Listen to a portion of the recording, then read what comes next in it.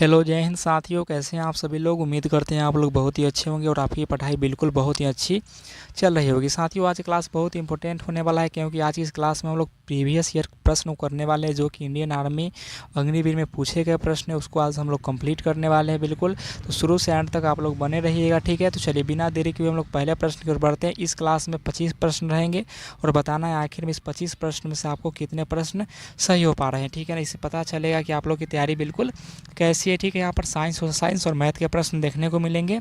चलिए पहला प्रश्न यहाँ पर देखिएगा, भारत छोड़ो आंदोलन कब शुरू हुआ था। चलिए देखिए, पहला ऑप्शन है यहाँ पर 1929 में, 1942, 1940, 1929 आखिर में कब हुआ था। तो हम लोग ध्यान रखेंगे कि 1942 ईस्वी में भारत छोड़ो आंदोलन शुरू हुआ था। अगला प्रश्न यहाँ पर है 2 नंबर कि जालियांवाला बाग किस शहर में स्थित है। चलिए, जालियांवाला बाग हत्याकांड हुआ था और ये बताएंगे आखिर में जालियांवाला जो बाग था वो किस शहर में स्थित है। तो बच्चों बिल्कुल ध्यान रखिएगा, अमृतसर में। कहाँ स्थित है सर, तो अमृतसर में स्थित है बिल्कुल। यहाँ पर 13 अप्रैल 1919 को हुआ था, ठीक है बिल्कुल। अगला प्रश्न यहाँ पर देखिएगा ध्यान से कि अर्थशास्त्र के लेखक कौन है।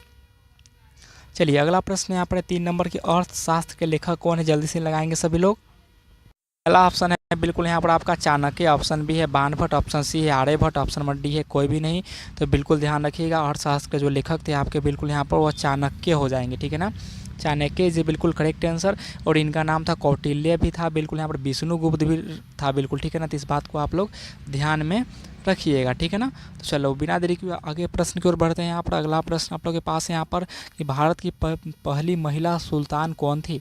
चलिए, भारत की पहली महिला सुल्तान कौन थी, तो बिल्कुल याद रखिएगा नूरजहाँ कोहिनूर नहीं, बिल्कुल यहाँ पर राजिया सुल्तान इज बिल्कुल correct answer. Option number C हो जाएगा यहाँ पर। अगला प्रश्न यहाँ पर सर, प्रसिद्ध किताब गीत गोविंद किसने लिखी।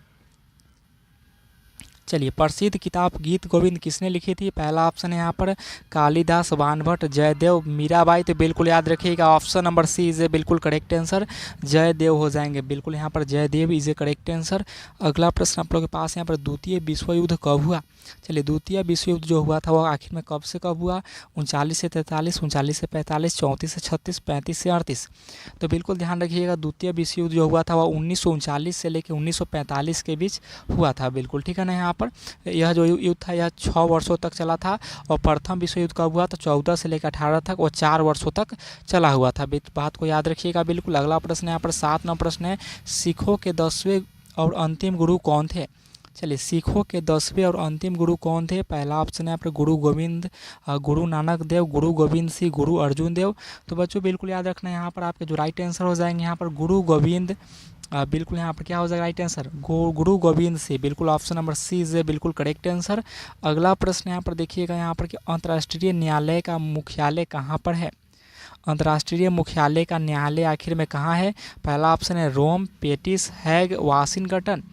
चलिए बिल्कुल यहाँ पर लगाएंगे, क्या हो जाएगा यहाँ पर राइट आंसर। चलिए बहुत अच्छा, बिल्कुल वेरी गुड। यहाँ पर अंतर्राष्ट्रीय न्यायालय का मुख्यालय कहाँ है। चलिए बिल्कुल यहाँ पर जिनका आया है ऑप्शन नंबर सी, उनका बिल्कुल करेक्ट आंसर हो जाएगा हैग, नीदरलैंड, ठीक है बिल्कुल। यहाँ पर ऑप्शन नंबर सी हो जाएगा यहाँ पर। अगला पर देखिए, जो प्रश्न मालूम ना हो उसको बिल्कुल याद कर लीजिएगा, ठीक है ना। चलिए, और किसी का कोई डाउट हो तो आप लोग बिल्कुल कमेंट बॉक्स में पूछ सकते हैं बिल्कुल। चलिए अगला प्रश्न यहाँ पर आप लोग के पास, कौन भारतीय राष्ट्रीय सेना आईएनए के संस्थापक थे।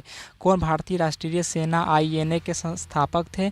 तो बच्चों बिल्कुल याद रखना है, यहाँ पर आपके सुभाष चंद्र बोस जी हो जाएंगे। सुभाष चंद्र बोस आपके भारतीय राष्ट्रीय सेना आईएनए के संस्थापक थे बिल्कुल। चलिए अगला प्रश्न यहाँ पर 10 नंबर है कि अहमदाबाद कौन सी नदी के तट पर स्थित है। यहाँ पर नदी होना चाहिए बिल्कुल यहाँ पर, ठीक है ना।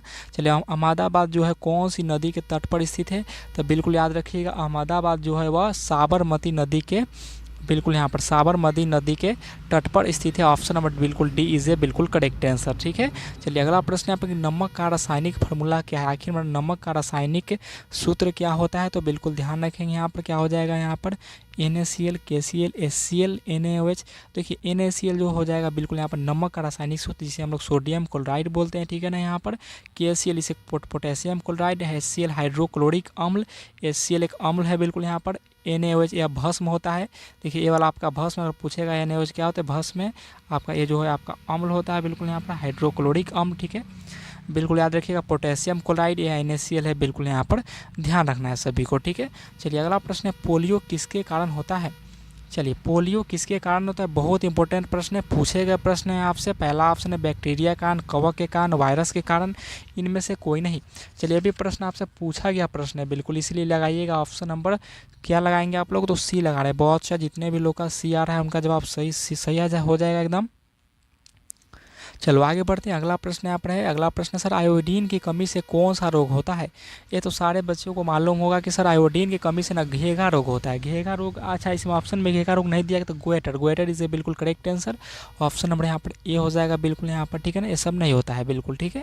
चलो अगला प्रश्न यहाँ पर सर, वायुमंडल में कौन सी गैस प्रचुर मात्रा में उपलब्ध है। चलिए, वायुमंडल में आखिर में कौन सा गैस है जो कि प्रचुर मात्रा में उपलब्ध रहती है, तो हम लोग जानते हैं सर यहाँ पर नाइट्रोजन। नाइट्रोजन जो होता है ना, वह वायुमंडल में, हाँ बिल्कुल यहाँ पर, ठीक है ना, वायुमंडल में प्रचुर मात्रा में रहती है बिल्कुल, ठीक है। अगला प्रश्न यहाँ पर है कि सर रबर की उत्पत्ति से होती है, आखिर रबर की उत्पत्ति कहाँ से होती है। चलिए, रबर की पॉलिस्टर से, रसायन से, पेड़ से, डीजल से।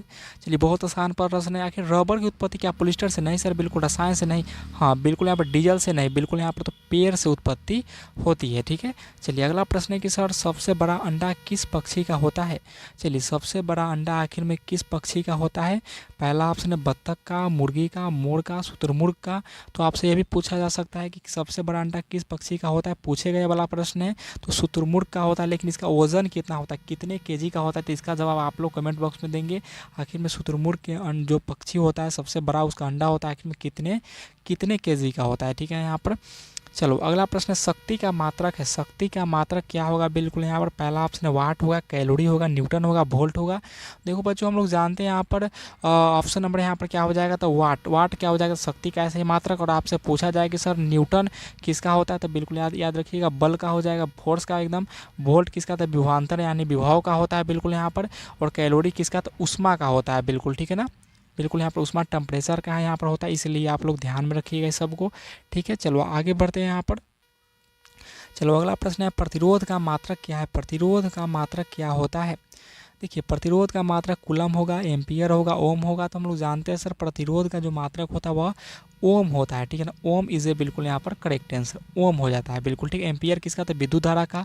और कूलम किसका होता है, तो कूलम जो आपका होता है वह आवेश का होता है। इसका पूछेगा सर यहाँ पर, तो किसका होता है, तो यह आवेश का हो जाएगा यहाँ पर। एम्पियर हमारा विद्युत या हमारा धारा का हो जाता है।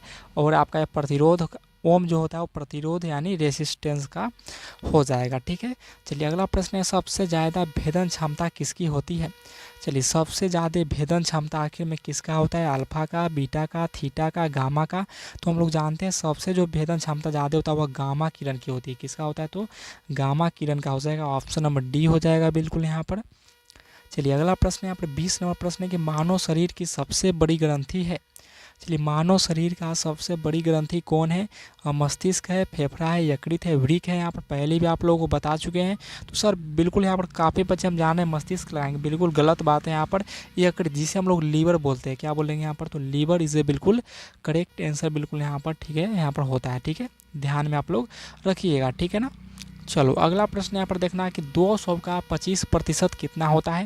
देखिए, मैथ के कुछ प्रश्न हम ऐसे भी हम लोग मैथ के महामाराथन प्रश्न क्लास करने वाले हैं, जो कि देखिए मैथ का आपका कितना प्रश्न आएगा सर, तो 15 प्रश्न रहने वाले हैं मैथ के, ठीक है। 15 मैथ के, 15 साइंस के और 15 आपके जीएस के प्रश्न सोशल साइंस से रहेंगे बिल्कुल, ठीक है ना। तो 45 और 5 को जो 5 नंबर का जो आपका रहेगा, और रीजनिंग का संख्या बहुत कम है, 5 को रीजनिंग जो कि आप लोग बना लेंगे आसानी से, बहुत ही ईजी पूछा जाता है रीजनिंग, ठीक है ना। तो आपको मैथ, साइंस और सोशल साइंस पर बिल्कुल ध्यान रखना है। चलो इसको देखते हैं कितना हो जाएगा यहाँ पर। देखिए, 200 का 25% तक कुछ नहीं करना है, 200 का 200 लिख देंगे। 25% बोला है यहाँ पर, तो 25 लिख देंगे। जैसे यहाँ पर परसेंट लिखा है तो बटा में 100 लगा देंगे। क्या करेंगे, 100 से यहाँ पर कट जाएगा है 2 बार में, यानी 25 दूना 50 हो जाएगा बिल्कुल यहाँ पर करेक्ट आंसर। ऑप्शन नंबर यहाँ पर बी आपका जवाब बिल्कुल सही हो जाएगा। ऑप्शन नंबर जितने भी लोग बी लगाए हैं उनका जवाब यहाँ पर करेक्ट आंसर हो जाएगा। अगला प्रश्न, एक वृत्त का क्षेत्रफल 154 वर्ग सेंटीमीटर है, तो उसकी त्रिज्या क्या होगी। देखिए, थोड़ा सा प्रश्न यहाँ पर अच्छा प्रश्न है यहाँ पर, ठीक है ना। चलिए इसको आप लोग कैसे बनाएंगे। सबसे पहले देखिए, वृत्त का क्षेत्रफल दिया गया, तो वृत्त का क्षेत्रफल हम लोग जानते हैं सर पाई आर स्क्वायर होता है। क्या होता है, तो पाई आर स्क्वायर। और आप लोग कमेंट बॉक्स में बताइएगा वृत्त का परिधि कितना होता है, कमेंट बॉक्स में बताइए। तो चलिए 154 होता है यहाँ पर। सर हम लोग जानते हैं पाई का मान जो होता है वो 22/7 होता है, कितना 22/7। यहाँ पर आर स्क्वायर हो जाएगा, 154 इधर लिखेंगे ना। देखिए 154 तो यहाँ पर 22 से कट जाएगा, यहाँ पर 54 कितना बार में, तो 22 सत्ते 154, ठीक है ना यहाँ पर। और यहाँ पर आर स्क्वायर बराबर क्या हो जाएगा सर यहाँ पर, तो क्रॉस मल्टीप्लाई 7 से 7 गुना होगा 49 हो जाएगा। और स्क्वायर जैसे ही हटेगा तो यहाँ पर कितना कितना हो जाएगा यह वाला हमारा, तो बिल्कुल यहाँ पर यह 7 हो जाएगा। 49 को वर्गमूल 7 है ना होगा, बिल्कुल ऑप्शन नंबर यहाँ पर ए लगा दीजिएगा बिना किसी परेशानी के। 7 centimetre is a correct answer, ठीक है। चलो बिल्कुल बहुत ही आसान प्रश्न था। अगला प्रश्न यहाँ पर सर 3, 6, 9 3, 6, 9 6 का औसत है। चलिए औसत कैसे निकालते हैं, तो देखिए औसत निकालने के लिए बहुत ही आसान ट्रिक है यहाँ पर। बिल्कुल यहाँ पर कुछ नहीं करना है, सभी को जोड़कर और जितना संख्या है उससे भाग दे देंगे। चलिए सबसे पहले सबको जोड़ दीजिए, 6, 9, इसको तो 1 मिनट में। कितना संख्या है सर यहाँ पर, तो 4 संख्या है, ठीक है। चलो ऊपर जोड़िए, 6, 3, 9, 9, 9, 18, 18, 6, 24, 24 में 4 से भाग दे देंगे तो आपका 6 हो जाएगा। प्रश्न पूछा गया प्रश्न है ऑलरेडी, ठीक है। ऑप्शन नंबर यहाँ पर बी इज ए बिल्कुल करेक्ट आंसर आपका यहाँ पर हो जाएगा। अगला प्रश्न यहाँ पर सर एक सम त्रिभुज में कोण है। एक सम त्रिभुज में आखिर में कितना कोण होता है। देखिए सम त्रिभुज बोला यानी सबका कोण समान होना चाहिए। हम लोग जानते हैं त्रिभुज के तीनों कोणों का जो योग होता है वह 180 डिग्री होता है। त्रिभुज के तीनों कोणों का योग कितना होगा, तो 180 डिग्री होता है। इसलिए यहाँ पर किसको जोड़ने पर 180 डिग्री प्राप्त हो रहा है। चलिए इसको जोड़िए, तो ऑप्शन नंबर ए 60, 60, 180 बिल्कुल यहाँ पर आ जा रहा है। लेकिन इस सबको अगर आप जोड़ते हैं तो 180 डिग्री बिल्कुल प्राप्त नहीं होगा। इसलिए यहाँ पर बोला क्या है, तो एक सम त्रिभुज में कोण कितने, सम त्रिभुज में जो कोण होगा वह बिल्कुल ऑप्शन नंबर यहाँ पर ए जवाब सही हो जाएंगे, ठीक है। अगला प्रश्न आप लोग के पास है यहाँ पर है कि इतना इतना, देखिए बहुत ही इजी प्रश्न है यहाँ पर, ठीक है ना। ये वाला जो प्रश्न है यहाँ पर इजी प्रश्न है, इसको कैसे बनाएंगे। चलिए देखिए सबसे पहले आप लोग क्या कीजिए, जोड़ने वाला है उसको आप लोग जोड़ लीजिएगा। सबसे पहले यहाँ पर क्या कीजिए, देखिए यहाँ पर प्लस में है, ये वाला प्लस में, तो इसको आप लोग काम करिए यहाँ पर जोड़ लीजिए। अगर इस दोनों को अगर आप जोड़ते हैं तो कितना हो जाएगा, यहाँ पर 6, 6, 12 हो जाएंगे। और इसको जोड़ते हैं आप तो यहाँ पर 1 मिनट, इसको जोड़िएगा तो आपका कितना प्राप्त है, यहाँ पर हो जाएगा 12 हो जाएगा। यहाँ पर उसको हासिल लेंगे 6, 3, यहाँ पर 9 हो जाएगा ना, 5, 3, 8, 1, 9 हो जाएगा। यहाँ पर दशमलव हो जाएगा, उसके बाद 120.92 हो जाएगा यहाँ पर, ठीक है। अब आप लोग क्या करिएगा यहाँ पर, उसके बाद इसको घटा लीजिए, ठीक है ना। इसको जोड़ के इधर घटा लेंगे। यहाँ पर देखिए इसका ही मान निकालना है, ठीक है। तो इसको x दे देते हैं, कोई दिक्कत नहीं है यहाँ पर, ठीक है ना। यहाँ पर दशमलव है बीच में, ठीक। अब इसको हम लोग घटा लेंगे, यहाँ पर कितना घटा लेंगे, यहाँ पर तो 35.67, ठीक है ना। 35.67 को अगर घटा लेते हैं तो आपका कितना यहाँ पर प्राप्त हो जाएगा, तो यहाँ पर 5 हो जाएगा, यहाँ पर आपका 2 हो जाएगा। यहाँ पर बहुत आसान प्रश्न यहाँ पर इतना आ जाएगा, ठीक है, 75.25। अब आपको क्या करना है, देखिए यहाँ पर अगर x मान लें, चाहे इसको रहने दे इधर, तो आप लोग कुछ नहीं करना है। यहाँ पर 75.25 में से इसको घटा लीजिएगा, इधर करिएगा बिल्कुल यहाँ पर, तो इसको घटा लेंगे। तो इसको घटाएंगे तो आपको देख कितना आ जाएगा यहाँ पर, इसको जब आप लोग घटाइएगा तो आपका आ जाएगा 3.729। ऑप्शन नंबर ए बिल्कुल यहाँ पर करेक्ट आंसर हो जाएगा, ठीक है। यहाँ पर समझ चुके होंगे बिल्कुल आप लोग यहाँ पर, ठीक है। सबसे पहले दोनों को जोड़ लिए हैं, उसके बाद इसको घटा लिए हैं, उसके बाद इसको इधर ले आएंगे, यहाँ पर इसका मान निकल जाएगा। यहाँ पर इसी का मान ना पूछा जा रहा है यहाँ पर। चलो अगला प्रश्न यहाँ पर देखना है 26 नंबर पर। देखिए 25 प्रश्न टोटल प्रश्न जो आपके थे वह 25 प्रश्न यहाँ पर है, ठीक है बिल्कुल। अब बताना है 25 प्रश्न में से आप लोगों का कितना प्रश्न सही हो पाए हैं। और लास्ट प्रश्न जो आप लोग के, यह प्रश्न आप लोगों को यहाँ पर कमेंट बॉक्स में बताना है।